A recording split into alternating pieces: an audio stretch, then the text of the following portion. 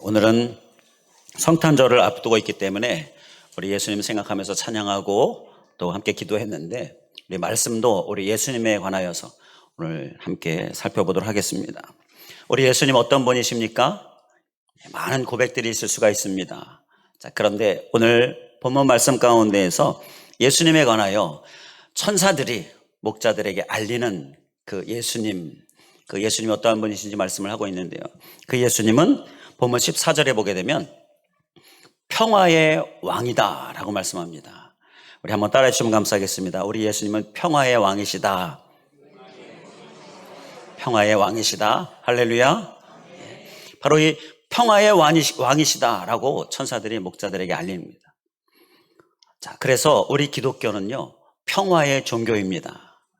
우리 교회 공동체는 평화의 공동체입니다. 그리고 우리 한 사람 한 사람은 평화의 사람입니다. 이것이 주님이 이 땅에 오신 목적입니다. 우리에게 평화를 주시기 위하여서, 그 평화가 우리에게 임해서 우리가 평화의 사람 되기 위하여서 주님께서 이 땅에 오신 것입니다. 그 주님께서 오신 그 평화로 우리가 넘쳐날 수 있기를 주님의 이름으로 간절히 축원을 드립니다. 평화로 오신 예수님이기 때문에 교회는, 그리고 기독교는 당연히 그 안에 평화가 있어야 되죠. 그리스도인들도 당연히 평화가 있어야 됩니다. 그래서 우리 안에 이 평화가 넘치기를 간절히 원하는 마음으로 우리가 이 평화를 전하는 자, 그 평화의 도구 되어지는 자, 바로 그 모습을 결단하는 시간 또한 될 수 있기를 간절히 원합니다. 주님께서 이 땅에 평화를 가지고 오셨는데요, 그것이 주님께서 오신 목적인데, 우리가 이 주님께서 오신 목적을 오늘은 정말 잘 이루어드리는 삶을 살아야 되겠다, 그러한 마음으로, 감사하는 마음으로 우리가 주님의 평화의 온전한 도구 되고자 하는 마음, 그 마음으로 주님께서 우리에게 주시는 말씀을 함께 나누도록 하겠습니다. 자, 먼저 우리가 평화의 도구 되기 위해서 우리가 열심히 평화를 전해야 되잖아요. 그런데 그 전해야 될 대상 중에 먼저 한 가지 우리가 생각해 봐야 될 대상은요, 바로 나 자신입니다. 나 자신에게 평화를 전해줄 수 있어야 한다라는 것입니다. 내가 평화가 없는데 누구에게 평화를 전해줄 수 있겠습니까? 내게 예수 그리스도의 평화가 없는데 누구에게 예수 그리스도의 평화를 전해줄 수가 있겠습니까? 중요하고 필요한 것은요, 내게 주님의 평화가 있어야 한다는 것입니다. 주님의 평화가 넘치면 넘칠수록 좋지요. 그 넘치면 넘칠수록 그 넘치는 평화를 많이 전해줄 수 있기 때문인 것입니다. 그래서 오늘 우리가 사모하면서 꼭 기억해야 될 것은, 주님, 내게 주님의 평화 넘치게 하여 주시옵소서. 우리 이러한 기도로 주님 앞에 나아갈 수 있길 간절히 원합니다. 그런데요, 우리 주님은 우리에게 평화를 주시기 위해서 너무나 열심으로 우리에게 다가오고 계십니다. 이게 또 감사의 제목이지요. 우리가 평화 원하는데 주님은 우리보다 더 우리의 평화를 원하셔요. 우리에게 더 평강과 우리에게 더 평안과 우리에게 더 넘치는 복을 주님께서 원하시는 것입니다. 그래서 우리에게 열심으로 다가오고 계시는데요, 그 예수님의 열심을 우리가 볼 수 있는 그 성경의 사건이요, 예수님께서 공생의 기간 중에 부활하신 후에 제자들에게 나타나신 그 말씀이 있습니다. 요한복음 20장에 보게 되면 나오는데요, 부활하신 후에 제자들에게 나타나셔가지고요, 나타나시자마자 첫 마디가 무엇이었느냐, 요한복음 20장 19절에 보게 되면 너희에게 평강이 있을지어다, 이렇게 말씀하셔요.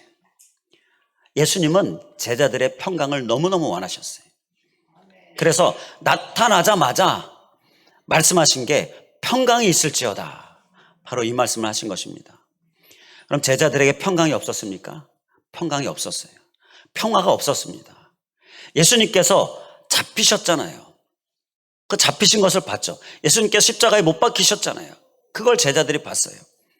모진 고문 채찍 당하신 것, 모욕과 조롱 다 제자들이 봤어요. 그로 인하여서 제자들은요, 예수님과 함께 있을 때는요, 너무너무 좋았죠. 그런데 예수님께서 이제 떠나가셨잖아요. 그러니까 사별이죠. 그 예수님이 떠나가신 후에 제자들 가운데는 평화가 깨져 있었습니다. 그리고 더 나아가서 제자들은요, 우리도 잡히는 거 아닌가, 우리도 죽게 되는 거 아닌가, 그러한 마음으로 불안과 두려움 가운데 쌓여 있었어요. 그러한 제자들을 예수님께서 부활하신 후에 찾아오셔서 그 부활하심으로 죽음을 이기시고 승리하신 예수님의 몸을 보여주심으로 제자들에게 친히 평강이 있을지어다, 바로 그 평강을 전해주신 것입니다. 이 열심이 바로 예수님에게 있었고, 바로 이 열심이 오늘 우리들에게도 있는 것입니다. 우리들에게 평강을 열심히 전하고자 우리에게 다가오고 계세요. 지금 이 시간도 주님께서 우리에게 평강으로 다가오고 계시고요. 그 예수님을 믿으면요, 마음이 평안해지는 은혜가 있잖아요. 걱정, 불안, 염려가 사라지는 은혜가 있잖아요. 바로 이 은혜로 우리에게 다가오시는 거예요. 이 은혜로 충만할 수 있게 다시 한번 주님의 이름으로 간절히 축원을 드립니다. 우리의 원함, 그보다 더 간절히 원하시는 주님, 그것이 바로 평화인데요. 이 주님께서 제자들에게 나타나셔서 평강이 있을지어다 말씀하셨는데, 그때 한 사람이 없었어요. 누가 없었습니까? 도마가 없었죠. 제자들은 이제 평강을 누리게 됩니다. 평화가 찾아왔어요. 그런데 도마는 아직 평화가 없습니다. 제자들이 아무리 얘기해도 나는 못 믿겠다, 여전히 불안함과 두려움 가운데 쌓여 있는 거예요. 예수님께서 어떻게 하셨습니까? 이 도마를 위하여서 다시 제자들에게 나타나십니다. 다시 제자들에게 나타나셔서 하신 말씀이 첫 마디가 뭘까요? 마찬가지입니다. 너희에게 평강이 있을지어다. 오늘 우리에게 말씀하셨는데요. 요한복음 20장 26절에 너에게 평강이 있을지어다 또 말씀하신 이 말씀은 특별히 도마에게 하시는 말씀이었어요. 다 평강이 이제 회복이 됐는데, 다 평화의 상태가 됐는데 도마는 그렇지 못했던 거예요. 도마 한 사람을 위하여서 다시 찾아오신 예수님, 이것이 주님의 열심인 것입니다. 우리들 가운데 단 한 사람인 누구일지라도 나에게 주님께서 다시 찾아오시는 이러한 모습처럼 열심으로 평화를 위하여 오시는 거예요. 그 주님의 평화를 위하여 오심에 우리는 평화를 사모하는 마음으로 주님을 붙들면, 그러면 우리가 주님이 주시는 평화 가운데에 회복의 역사가 일어나고 또 평안이 일어나고 평강이 일어나게 되어지는 줄 믿습니다. 나 자신에게 평화를 주기 위해서 우리가 소해야 될 모습은요, 평화의 왕이신 주님을 더 간절히 붙드는 것입니다. 그 평화의 왕이신 주님을 간절히 붙들면서 주님께서 무엇보다 마음을 지켜라 말씀하시잖아요. 내 마음을 열심히 지키는 모습, 그 모습을 우리가 소유하면 되는 거예요. 그리스도의 평강이 너희 마음을 주장하게 하라 라는 골로새서 3장 15절의 말씀도 있고요. 나의 마음을 평강이 주장하도록 주님을 열심히 붙드는 모습, 우리의 모습 될 수 있기를 간절히 원합니다. 자, 그러면 이제 우리가 또 평화의 왕이신 주님께서 평화를 위하여 이 땅에 오셨는데, 그러면 우리에게 평화가 있어야 되죠. 그리고 우리가 평화를 전하는 도구 되어야 하는데, 자, 우리가 전해야 될 대상이 또 누가 있을까요? 우리가 평화를 전해야 될 대상은요, 바로 교회 공동체입니다. 우리 또 따라해 주시면 감사하겠습니다. 교회 공동체. 이 교회 공동체가 우리가 평화를 전해야 될 대상입니다. 교회 공동체는요, 누가 평화를 만들어주는 그러한 대상이 아닙니다. 내가 평화를 만들어야 할 대상입니다. 우리가 이 부분에 대해서 좀 잘 생각해야 될 필요가 있어요. 물론 처음에 교회에 나오면요, 교회에서 열심히 평화를 드립니다. 평화를 열심히 전해드립니다. 그리고 열심히 섬기죠. 그런데 그 열심히 평화를 전해드리고 섬기는 건 다른 누군가가 평화를 교회 공동체에 전해주었기 때문인 것이죠. 열심히 교회 공동체에 평화를 전해주기 때문인 것이지요. 하나님께서 예수 그리스도 가운데에 평화의 왕으로 이 땅에 평화를 위하여 오셨는데, 그 평화를 이 땅 가운데에 전하려면요, 교회 공동체 안에 평화가 있어야 됩니다. 교회 공동체 안에 평화가 없으면요, 평화를 전할 수가 없는 거예요. 그래서 우리는 교회 공동체에 열심히 평화를 전해주는 자로 그렇게 평화의 도구가 되어져야 될 줄 믿습니다. 자, 이 부분에 대해서 성경 말씀을 통해서 우리가 좀 깨달음을 얻을 수가 있는데요, 교회 공동체 안에 평화가 깨질 뻔했었던 사건들이 좀 나옵니다.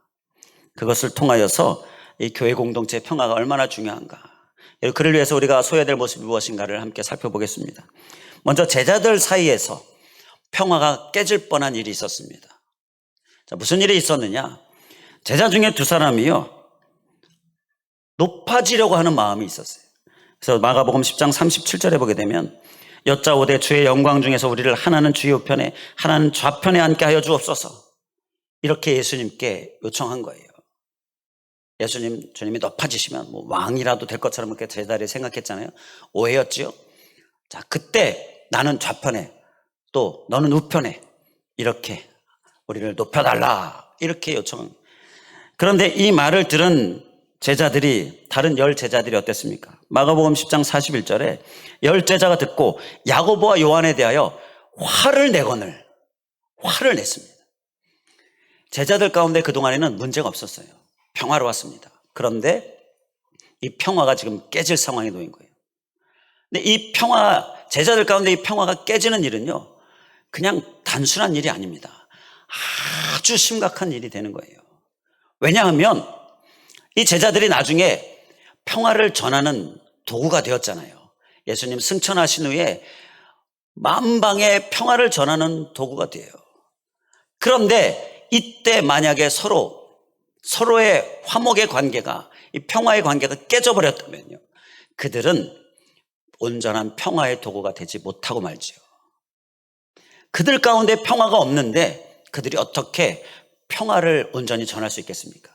우리가 사도행전을 쭉 함께 강해를 통해 살펴봤었는데, 사도행전 내용 중에 보면 서로 의견 일치가 안 되고 서로 이렇게 해야 된다, 저렇게 해야 된다, 그런 일들이 많이 일어나지요. 그때 평화의 관계가 깨져 있었다면요, 다 뿔뿔이 흩어졌을 거예요. 다 뿔뿔이 조각나고 평화가 전해지지 못했을 것입니다. 그래서 중요한 것이요, 이 공동체의 평화인 거예요. 공동체의 평화가 개인 한 사람 한 사람의 평화로 이어지고요, 공동체의 평화가 온 만방의 평화를 전하는 데 있어서 매우 중요하다는 것입니다. 이렇게 깨질 상황에 놓이자 예수님께서 바로 정리하시는데요, 예수님께서 정리하신 방법은 나는 이 땅에 섬기러 왔다라고 말씀하시죠. 그래서 우리 가운데 교회 공동체 평화를 전해주기 위해서 우리가 소유해야 될 모습은요, 섬기는 모습입니다. 예수님께서 이 땅에 평화의 왕으로 오셨잖아요. 평화의 왕으로 오셔서 무엇을 하셨습니까? 나는 왕이야, 나는 하나님인데, 나는 신인데 너희들 위해 인간이 됐어, 너희들은 나를 섬겨야 돼, 이렇게 하셨습니까? 열심히 섬기셨어요. 가장 낮은 모습으로 섬기셨어요. 십자가에 못 박혀 죽으시기까지 섬기셨어요.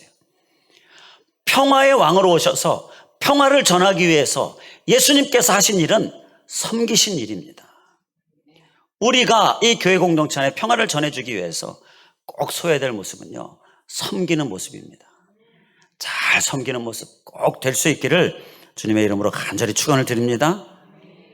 또 교회 공동체 평화를 위해서 우리가 소해야 될 모습은요, 공동체의 평화가 깨질 뻔했었던 사건을 또 들여다보면 고린도 교회가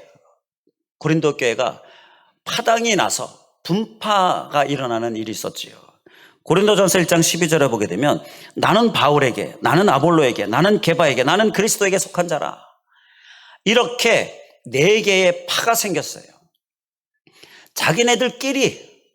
자기네들끼리 모이고 자기네들끼리 교제하고 자기네들끼리 돕고 하나가 되어야 하는데 이렇게 나뉘어지는 일이 고린도 교회라는 거예요.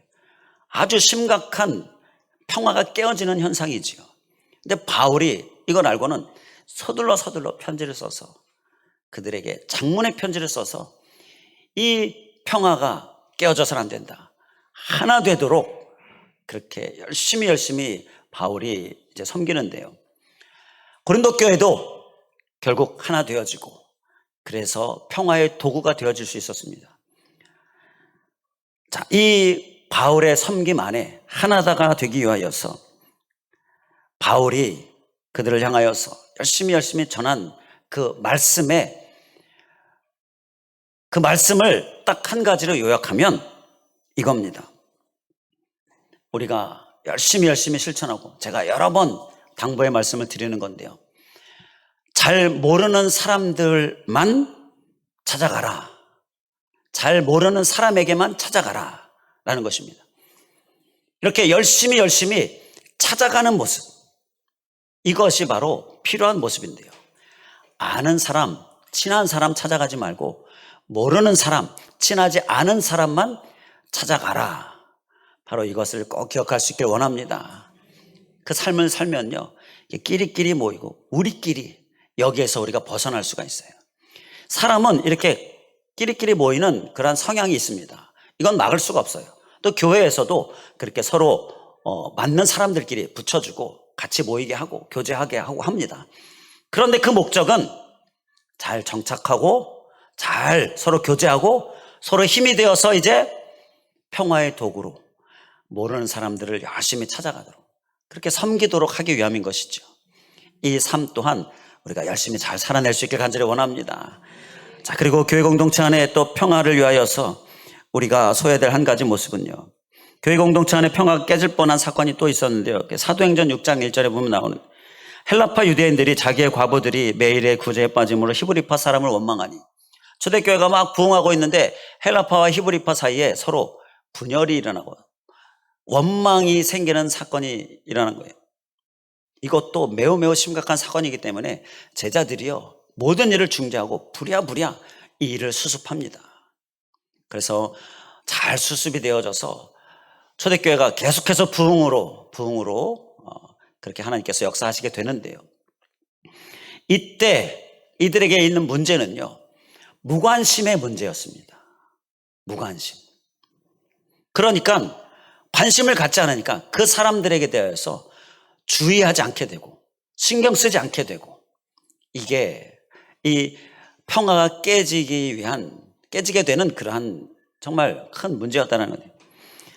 여기에서 우리가 교회 공동체의 평화를 위하여서 소외될 모습은요, 관심을 갖는 것입니다. 우리 서로에게 관심을 가질 수 있길 간절히 원합니다. 특히 모르는 사람에게, 친하지 않은 사람에게 관심을 갖고 다가가는 모습, 이 모습이 우리가 교회 공동체의 평화를 전해주는 모습입니다. 자, 그리고 우리가 평화를 전해야 될 대상이 또 누가 있을까요? 그것은 바로 이 땅입니다. 이 땅은요, 우리의 주변에 있는 이웃이나 그리고 이 나라와 이 세계 열방을 이야기합니다. 바로 이 땅에 주님께서 평화를 전하기 위해 이 땅에 오셨지요.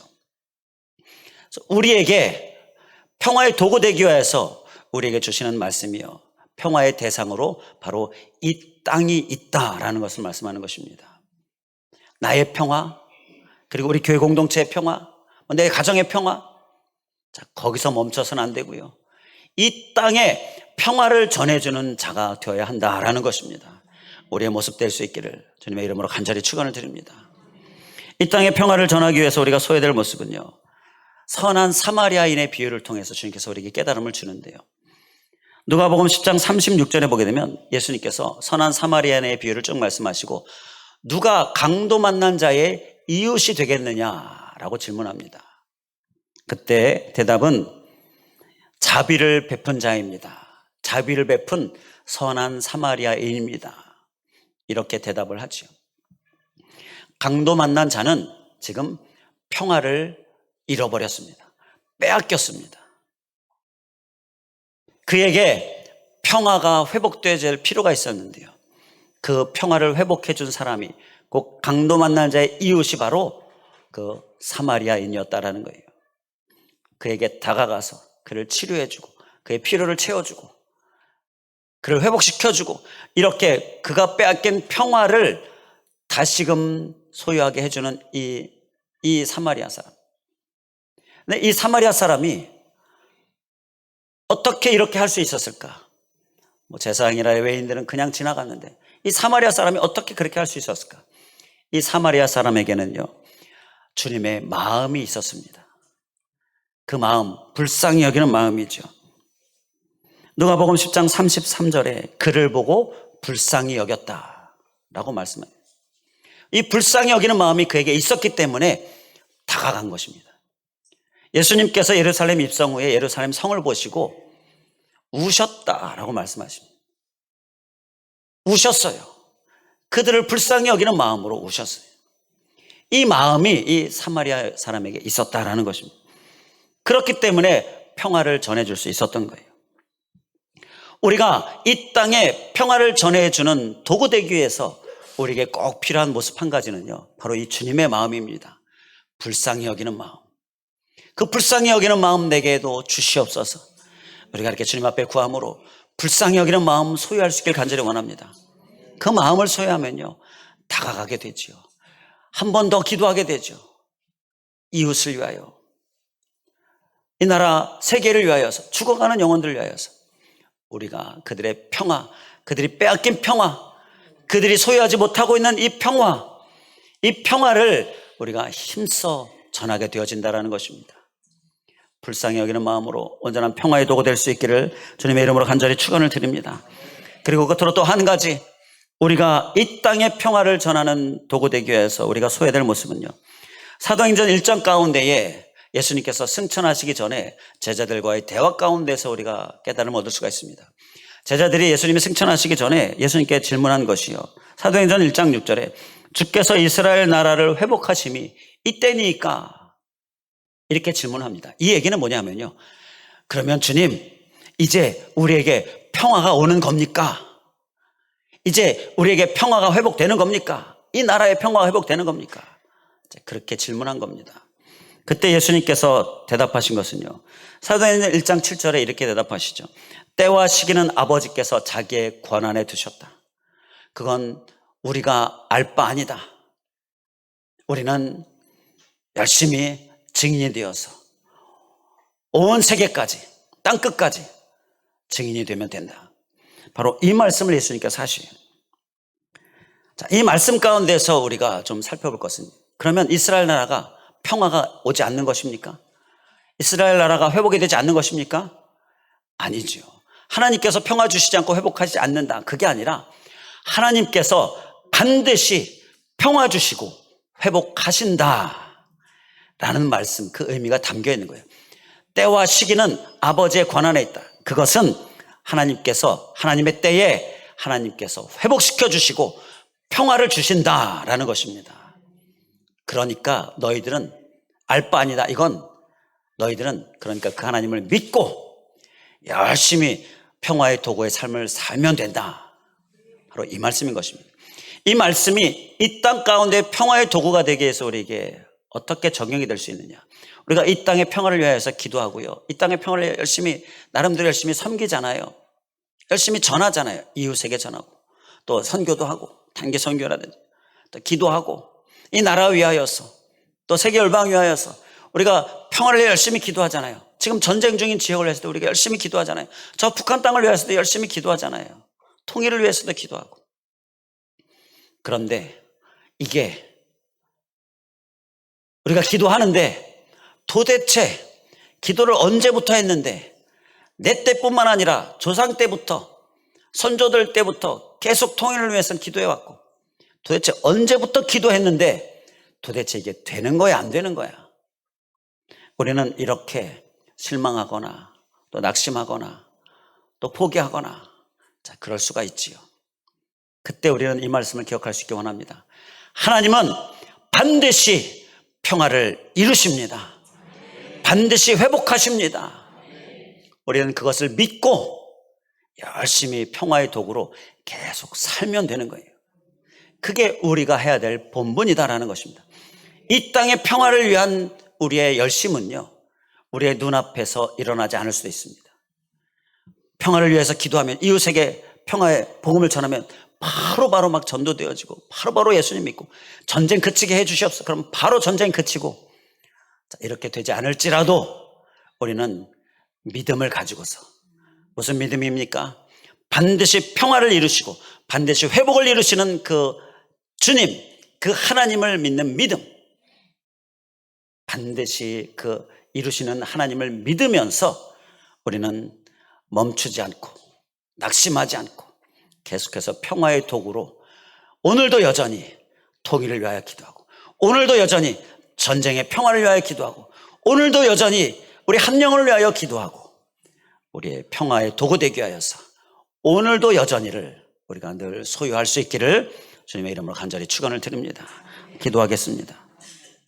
할렐루야. 감사하신 하나님, 평화를 위하여 이 땅에 오신 주님, 그래서 우리 기독교는 평화의 종교이고 교회는 평화의 교회이고 그리고 그리스도인은 평화의 사람인데, 그렇게 평화가 있어야 하고 평화의 온전한 도구 되어져야 하는데, 하나님 그를 위하여서 먼저 내가 평화로 충만히 채워지기를 원합니다. 나에게 평화를 주는 모습, 그러한 모습이 우리가 되기를 원합니다. 그를 위하여 평화의 왕이신 주님을 열심히 붙드는 삶, 열심히 평화를 사모하면서 주님께 나아가는 삶, 우리의 삶 되게 하여 주시옵소서. 또한 아버지 하나님, 그 평화를 우리가 교회 공동체 안에도 전해주는 모습, 우리의 모습 되게 하여 주시옵소서. 교회 공동체는, 교회 공동체 안에 평화가 있어야 하는, 이 평화는 누가 주는 것이 아니라 우리가 주어야 하는 것이다. 이것을 기억하면서 우리가 주는 그 평화로 인하여 나도 평화를 누리게 되어지고, 그 평화가 나와 교회 공동체 안에서 세상으로 전해질 수 있는 것 기억하면서 열심히 평화를 우리 교회 공동체 안에도 전해주는 자, 우리의 모습 되게 하여 주시옵소서. 열심히 섬김으로 전해주고, 그리고 열심히 찾아감으로 전해주고, 그리고 열심히 관심을 가짐으로 전해주고, 이러한 우리의 모습 되게 하여 주시옵소서. 그리고 무엇보다 이 땅의 평화를 위하여 오신 주님, 이 땅에 평화가 없음으로 인하여 눈물을 흘리신 주님을 기억하면서 그 주님의 마음 소유하고 이 땅의 평화를 위하여서 나아가는 그런 우리들 될 수 있도록 인도하여 주시옵소서. 우리의 이웃이 이 땅이고, 이 나라가 이 땅이고, 이 지역이 이 땅이고, 세계가 이 땅인데, 특히 복음을 받아야 될 복음이 없는 자, 곧 평화가 없는 자, 그리고 복음을 들었지만 평화를 빼앗긴 자, 평화가 부족한 자, 이러한 자들에게 우리가 열심히 평화를 전해줘야 하는 그 사명 또한 우리가 잘 감당하게 하여 주시옵소서. 주님, 그를 위하여서 불쌍히 여기는 마음과 그리고 또 믿음을 가지고서 지침이나 멈춤이나 이러한 것들이 없어 오늘도 여전히로 나아가는 그런 우리들 될 수 있도록 인도하여 주시옵소서. 간절히 간구하오며 예수 그리스도의 이름으로 기도하옵나이다. 아멘.